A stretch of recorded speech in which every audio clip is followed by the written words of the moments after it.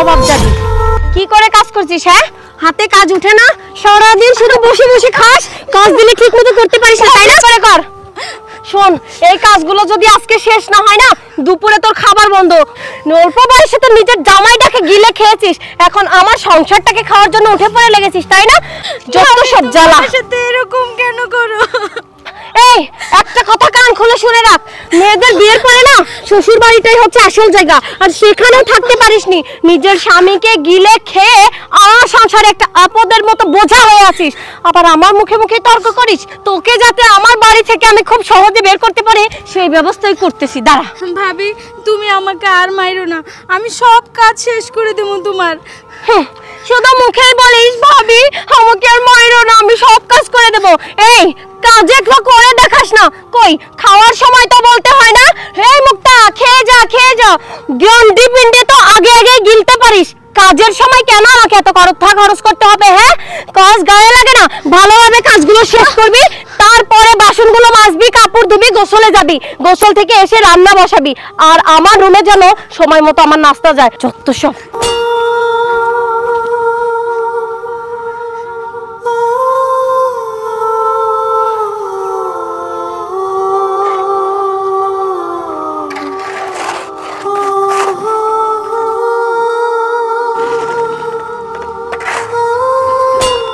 মামা, আমি দুপুরের খাবার খাইনি, আপনি কাজ করেন, আমি খাবার খেয়ে আসি। তুমি যাও। আচ্ছা ঠিক আছে মামা। মাথাটা প্রচন্ড ব্যথা করছে। ভাবি, আমার অনেক খিদা লাগছে, আমাকে কিছু খাইতে দেন। এই তোর কি মনে হয়? হ্যাঁ, আমি কি এখানে তোর জন্য খাবার নিয়ে আসছি? আর তুই সকাল থেকে কতটুকু কাজ করেছিস? কাজ তো আরো স্টাফরা করছে, ওনাদের ক্ষুধা লাগছে না? তোর একা ক্ষুধা লাগে? সারাদিন শুধু খাই খাই, তাই না? তোর মুখটা দেখেই না আমার সকালটা শুরু হলেই সেই দিনটা আর একদম ভালো যায় না। কেন যে তোর ভাইকে বিয়ে করে তোদের বাড়িতে আসছিলাম, এসেই একটা আপদ জুটে এসেছে আমার ঘরে। বাপ মা মনে তো উদ্ধার করেছে, বিয়ে দিয়েছি যে একটু শান্তিতে থাকবো বলে, না সেটাও কপালে সহ্য হলো না। নিজের স্বামীটাকে 2 মাস যেতে না যেতেই গিলে খেয়ে ফেললি।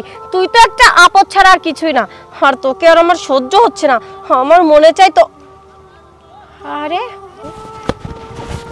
পেয়েছি তোকে, আজকে আমি এমন খাওয়াবো না যে জীবনে তোর আর ক্ষুধাই লাগবে না। দাঁড়া, এক্ষুনি ব্যবস্থা করতেছি।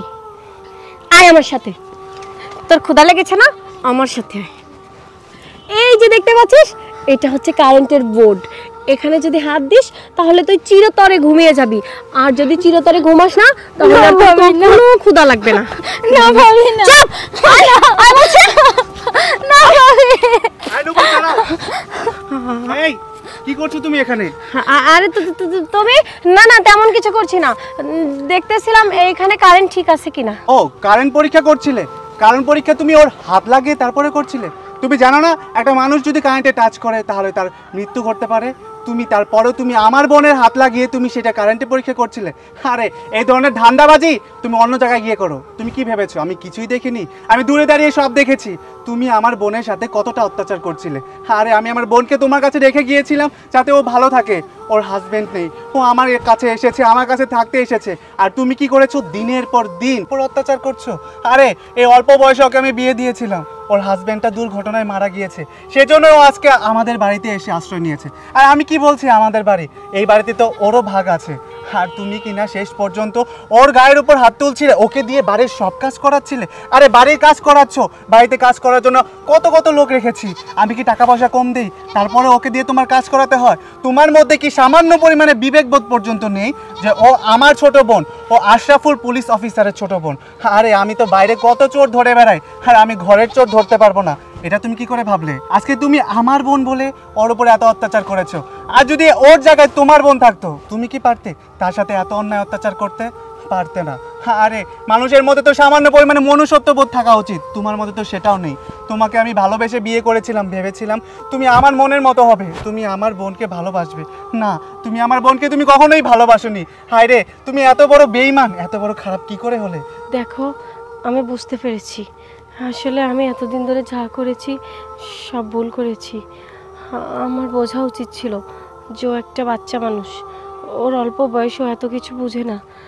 আর আমি কি না দিনের পর দিন ওর সাথে খারাপ ব্যবহার করেছি, একের পর এক ওর উপরে অত্যাচার করে গিয়েছি, কিন্তু ও নির্দ্বিধায় আমার সব অত্যাচার মুখ বুজে সহ্য করে গেছে।